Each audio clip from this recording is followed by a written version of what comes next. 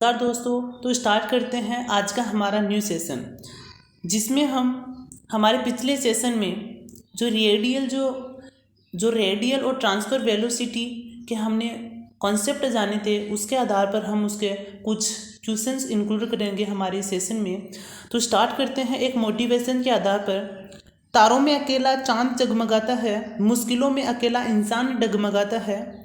कांटों से घबराना मत मेरे यारो, क्योंकि कांटों में ही अकेला गुलाब मुस्कुराता है। तो इसी खूबसूरत मोटिवेशंस के अनुसार अपना सेशन स्टार्ट करते हैं, जिसमें हम हमारा फर्स्ट क्वेश्चन लेंगे, जिसमें एक कण है। एक कण मूल बिंदु से प्रारंभिक रेखा की दिशा में F/ओमेगा वेग से प्रस्थान होता है तथा मूल बिंदु के सापेक्ष अचर कोणीय वेग ओमेगा तथा अचर ऋणात्मक अरीय त्वरण -f से चलता है।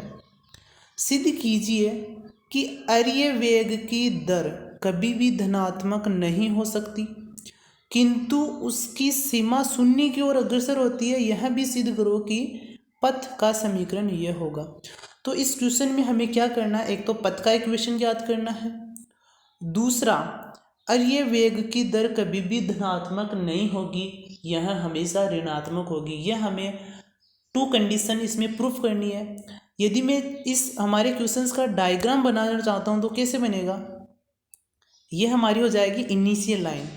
क्वेश्चन कह रहा है कि एक कण मूल बिंदु से प्रारंभिक रेखा की दिशा में, ऐसे में इस कण को लेता हूँ, ये प्रारंभिक रेखा की दिशा है, इस प्रकार ये गति करेगा और यहाँ से मैं गति अपनी स्टार्ट करूँगा यहाँ इस कंडीशन से। इस कंडीशन पर हमारा जो वेग दे रखा है, जिसे हम आर डॉट से प्रदर्शित करते हैं, वो कितना है, F/ओमेगा। वेग ये कांस्टेंट है। इस वेग से ये कण यहाँ से स्टार्ट होता है और यहाँ t कितना है, 0, क्योंकि प्रारंभ में हम t = 0 लेते हैं। और यहाँ जो डिस्टेंस होगी वो r, वो भी कितनी होगी, 0, क्योंकि हम अभी हमारी जो पोस्ट वो कहाँ है, इनिशियल लेवल पर है। अब हम यहाँ से आगे जाएंगे तब हमारा टाइम स्टार्ट होगा और तभी ही हमारी डिस्टेंस r स्टार्ट होगी। तो इस प्रकार का हमारा ये क्वेश्चंस का तरीका रहेगा करने का। और अरीय त्वरण हमें दे रखा है, ऋणात्मक अरीय त्वरण -f दे रखा है। तो अब हम इस क्वेश्चंस को सॉल्यूशन की ओर ले जाते हैं। हमारे पास अरीय त्वरण कितना दिया, -f। तो अरीय त्वरण का हमने फॉर्मूला डेरिवेट किया था, r r θ²। और ये हमारे पास अरीय त्वरण का फॉर्मूला था और अरीय त्वरण को हमने इस फॉर्मूले के बराबर रखा, क्योंकि अरीय त्वरण दिया हुआ है तो इस फॉर्मूले के बराबर रखा। अब मैं इस फॉर्मूले को अपनी परिवर्तन के अकॉर्डिंग किस प्रकार लिख सकता हूँ, जो हमारा फॉर्मूला सेकंड है उस टाइप में लिख सकता हूँ, d/dt² -r ओमेगा² -f।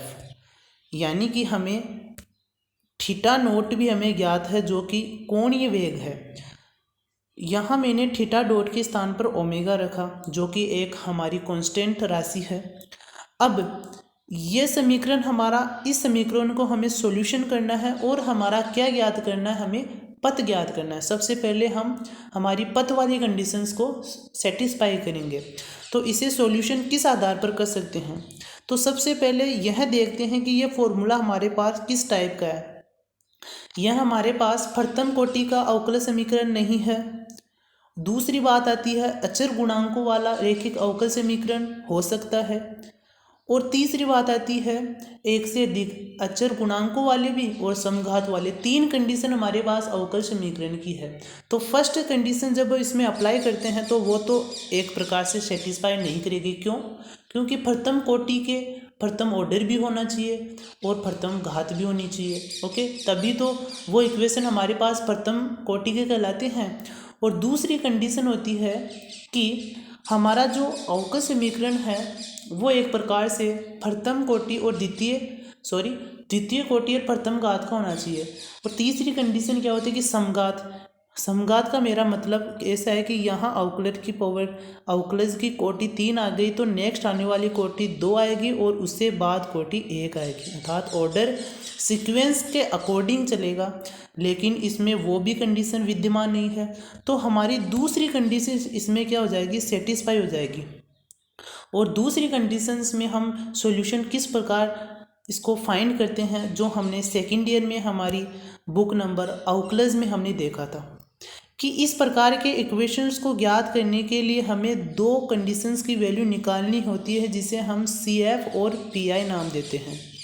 CF का मेरा मतलब है पूरक फलन, जिसे हम हिंदी में बोलते हैं, इसे टोटल फंक्शन क्या बोलते हैं, कंप्लीमेंट्री फंक्शन, हिंदी में पूरक फलन कहते हैं। और जो सेकंड जो तथ्य हमारा, जो सेकंड फैक्ट है, उसको हम क्या बोलते हैं, पर्टिकुलर इंटीग्रेशन, है ना, पार्टिकुलर इंटीग्रेशन या फिर पार्टियल इंटीग्रेशन, इसको बोलते हैं हम विशिष्ट समाकलन या फिर विशिष्ट हल बोल सकते हैं। ओके, इसके बाद हम देखते हैं कि इन दोनों की वैल्यू हमें इस इक्वेशंस के लिए ज्ञात करनी है, तो कैसे करते हैं। अब मैं दोनों को ऐड करता हूं तो मेरे पास इस इक्वेशंस का टोटल सॉल्यूशन प्राप्त हो जाता है। अब मैं दोनों की जो सॉल्यूशन है CF और PI का, इसका अलग अलग तरीके से मैं सॉल्यूशन ज्ञात करता हूं। तो जो सबसे पहले मैं ज्ञात करूंगा CF का कंप्लीमेंट्री फंक्शन, इसके लिए मैं d2 अपॉन में dt स्क्वायर को क्या लिखता हूँ, कैपिटल D का स्क्वायर। ओके, यानी कि d अपॉन dt को मैंने क्या माना, d। तो इसे करने के लिए हमारे पास d स्क्वायर और r मैंने दोनों में से कॉमन लिया और omega square r equal to 0। इस इक्वेशन में हमने ये कंडीशन प्राप्त की, कौन सी वाली, ये वाली। इसके बाद हम क्या करेंगे कि हम d को कभी भी 0 के बराबर नहीं रख सकते। क्यों, यहाँ कोई यदि d और यहाँ कोई क्वांटिटी जी होगी और मैं इसको 0 के बराबर रखता हूँ, तो इस क्वांटिटी जी की वैल्यू हमारे पास कितनी होनी चाहिए, कांस्टेंट होनी चाहिए, तभी तो हमें 0 प्राप्त होगा। लेकिन हमारी जो ये क्वांटिटी जी है, ये कांस्टेंट थोड़ी है, तो इसको हम 0 के बराबर नहीं लेंगे। अब मैं इसको कैपिटल M मानता हूँ, तो capital M square minus omega square equal to 0, और M की वैल्यू हम प्लस माइनस ओमेगा याद करते हैं। तो CF के अनुसार इसका सॉल्यूशन हम लिखते हैं C1 e omega t plus C2 e omega t। यदि आपको इस प्रकार की कंडीशन हमने कहाँ की थी, सेकेंड ईयर में की थी। और यदि आपको इस सेशन में इसमें कुछ प्रॉब्लम आ रही है, तो हमारे जो पिछले सेशन है अवकलन डिफरेंशियल इक्वेशंस के, उसमें आपको ये चीज़ें सभी चीज़ें एक्सप्लेन के अकॉर्डिंग वहाँ पर मिल जाएगी। अब हमने CF ज्ञात किया, अब PF कैसे ज्ञात करेंगे। PF ज्ञात करने के लिए हमारी जो ये कंडीशन है d square minus omega square, इसको क्या लिखेंगे, यानी कि CF मैंने निकाला इसके बराबर 0 रखकर, और PF में निकालता हूँ ये टोटली F के डिवाइड में चला जाएगा। तो मैंने PF के लिए ये कंडीशन बनाई। Okay, minus F d square minus के ओमेगा स्क्वायर। ओके, और यहाँ 1 के स्थान पर मैं क्या लिख सकता हूँ, e⁻0t। क्यों लिखा, क्योंकि अभी आपको सॉल्यूशन करने में इसकी आवश्यकता होगी। कैसे, मैंने इसको लिखा minus F d square minus omega square की मल्टीप्लाई e⁻0t। अब हमने जो सेकेंड ईयर में अवकलन में, उसमें एक इक्वेशंस को इजी करने की एक मेथड होता था, जिसमें हमने जहाँ भी e आ गया और e के पावर का गुणांक है वो हम d के स्थान पर रखते थे। तो इस e के पावर का गुणांक क्या है, कोफिशिएंट क्या है, 0। तो d के स्थान पर हम क्या रखेंगे, 0। तो minus F upon 0 minus omega square, तो हमें ये कंडीशन प्राप्त हो जाती है। अब मैं दोनों इक्वेशंस को यदि टोटली इंटायरली ऐड करके लिखता हूँ, तो मेरे पास इस जो हमारा ये इक्वेशन है, इसका सॉल्यूशन क्या प्राप्त हो जाता है, R equal to C1 omega t plus C2 e minus omega t plus F upon omega square. अब मुझे इसका टोटल सॉल्यूशन ज्ञात करने के लिए C1 और C2 की वैल्यू ज्ञात करनी है। वो कैसे ज्ञात करता हूँ मैं, वो इस प्रकार हम ज्ञात कर सकते हैं कि इसका मैं डिफरेंशिएशन करूँगा t के सापेक्ष, तो मेरे पास ये इक्वेशन प्राप्त हो जाएगी। और प्रारंभ में ये हमारी इनिशियल लाइन थी, हमारा कण यहाँ से स्टार्ट हो रहा था। प्रारंभ में टी कितना लिया था हमने 0, डिस्टेंस हमने कितनी ली थी 0, और जो परिवर्तन था, जो वेग था, वो कितना था एफ अपॉन ओमेगा। तो इन सारी वैल्यूज़ को जब मैं इक्वेशंस हमारी सेकंड आर डॉट वाली इक्वेशन में रखता हूँ तो मुझे ये इक्वेशन प्राप्त हो जाती है F upon omega equal to C1 omega minus C2 omega. अब मैं इस कंडीशंस को इक्वेशन हमारी फर्स्ट में अप्लाई करता हूँ, इस फर्स्ट वाली में अप्लाई करता हूँ तो मेरे पास ये इक्वेशन प्राप्त हो जाती है 0 equal to C1 plus C2 plus F upon omega square. अब मैं इन दोनों इक्वेशंस का यूज़ करके, कौन सी, इन दोनों इक्वेशंस का यूज़ करके मैं अपनी C1 एंड C2 की वैल्यू ज्ञात करता हूँ किसी भी विधि से। जैसे हमारे पास विभिन्न विधियाँ हैं दो इक्वेशंस को सॉल्यूशन करने की, विलोपन, वज्र गुणन, विभिन्न टाइप्स की विधियाँ हैं। इनके अनुसार मैं C1 और C2 की वैल्यू ज्ञात करता हूँ। इसके बाद जब मैं इसकी वैल्यू हमारी इक्वेशन इसमें रखता हूँ r इक्वल टू C1 ई की power omega t plus C2 ई की power minus omega t plus F upon omega square में जब रखता हूँ तो मुझे r की वैल्यू ये प्राप्त होती है, कौन सी, r equal to minus f upon omega square e की power minus omega t plus F upon omega square. अब मैं क्या करता हूँ, इसको सिंप्लीफाई करता हूँ तो मेरे पास क्या प्राप्त होता है, ये वाली इक्वेशन। और जो माइनस जो ओमेगा टी है इसके स्थान पर मैं क्या लिख सकता हूँ, थीटा। कैसे, क्यों, मैं इसको लिख सकता हूँ जैसे हमारे पास थीटा डॉट कितना है, थीटा डॉट हमारे पास ओमेगा, इसको मैं क्या लिख सकता हूँ डी थीटा अपॉन में D T equal to omega.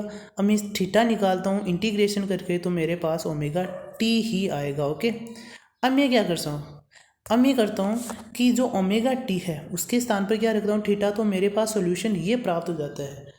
और हमारी जो सेकंड कंडीशन थी क्वेश्चन में हमने क्या ज्ञात किया, पद का इक्वेशन ज्ञात किया। अब हमारी जो सेकंड इक्वेशन है इस क्वेश्चन में वो देखते हैं कि हमने पद वो क्या है, वो है हमारी सिद्ध कीजिए कि अरीय वेग की दर कभी भी धनात्मक नहीं हो सकती, अरीय वेग की दर।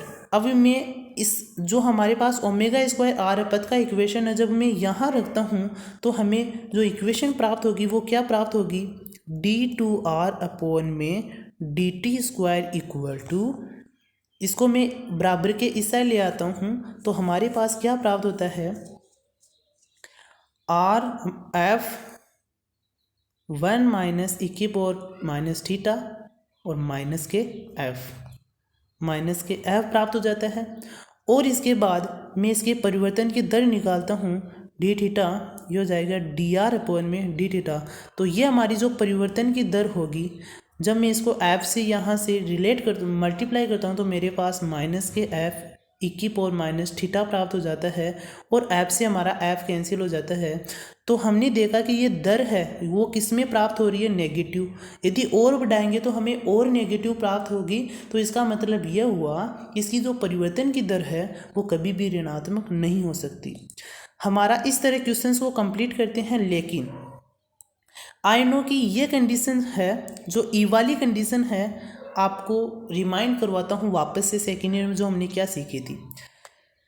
जो हमने सेकेंड ईयर में सीखा था कि हमें इस प्रकार का कोई फंक्शन दे दे एफ डी और यहाँ दे दे ई वाला फंक्शन ई की पावर एक्स या फिर टी दे दे, यहाँ कोई भी अचर हो सकता है। ओके, टी दे दिया। अब इसमें हम क्या करते हैं कि ये एफ डी फंक्शन क्या है, यानी कि एफ डी एनी वन कोई सा भी फंक्शन हो सकता है, यानी कि डी स्क्वायर प्लस के 2d कुछ भी फंक्शन हो सकता है।